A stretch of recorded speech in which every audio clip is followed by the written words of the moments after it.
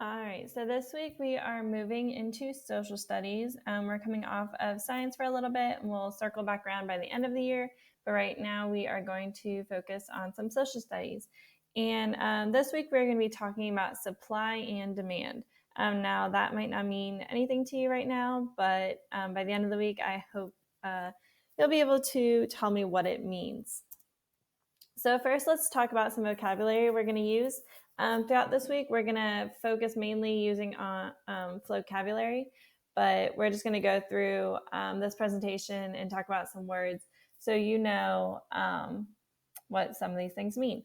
So the word consumer, so make sure you're saying that out loud, consumer.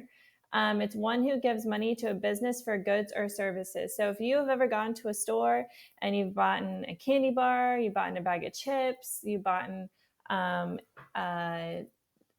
video game to play, you are a consumer. You are buying something, and you are buying a good or a service. And we're going to talk about what those two things are. But you are a consumer. Your parents are consumers. Pretty much everyone who spends money is a consumer. So again, someone who buys something. A good. Goods are things that are made or grown and then sold. So some goods here that are shown are your shoes. It looks like a CD, some French fries, hot dog, some soda. So all this, the food, goods are anything that are made or grown and then sold. So it's something that you can hold. So again, when you go to the store, you're buying goods, you're buying food. When you go to McDonald's, you're buying food. That's a good.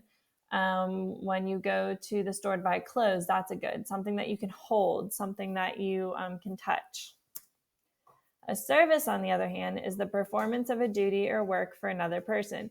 So services are like acts that are being done. So right here, she's getting her hair cut. That is a service. So girls, when you get your hair done, or boys, when you go to the barbershop.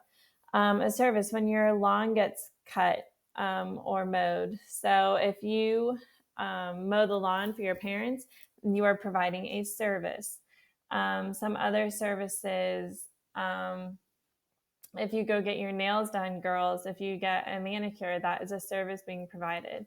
If you go to the car wash, you're not actually getting something, you're getting a service. You are getting your car washed. You're not able to hold something, you're just getting a service done. So the difference between a good and a service. Supply, how much of something that is available. Supply, so if you look at these two pictures right here, there's a large supply of marbles. There's a lot there. Whereas this picture, there's only one. So supply, how much of something there is. So right now, there is not a big supply of toilet paper at the store.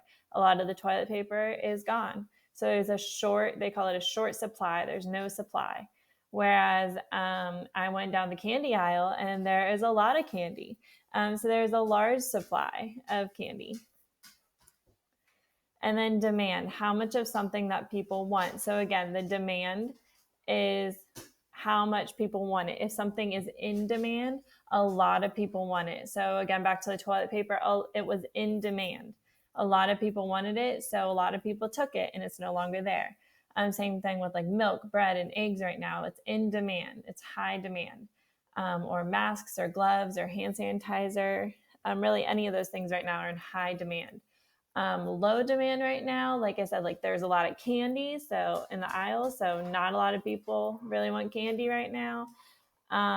Low demand, probably like beach towels and swimsuits. Low demand because you can't go to the beach right now. Not a lot of people want it. So again, the difference between supply and demand. Supply is how much of something there is, and demand, how much people want that.